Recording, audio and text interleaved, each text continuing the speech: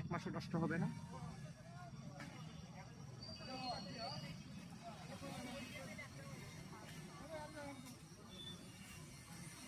লালটা চলেছে 95 টাকা, ক্যারেজটা চলেছে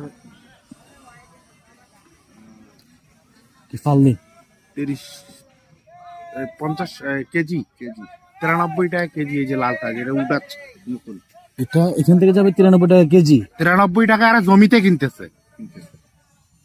ওরে বাবা, জমিতে কেজি কিনতেছে 93 টাকা করে, 93 94 এরকম জমি কিনতে। বিক্রি হবে কত টাকা? ওরা ওখান থেকে তো ভ্যানত করে এখানে নিয়ে আসবে, এই যে ধুচ্ছে, পলি খরচ আছে, লেবার খরচ আছে, ফির এখানে এসে গাড়ি লোড হবে।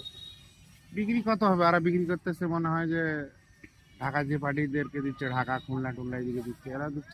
এক মাসও নষ্ট হবে না।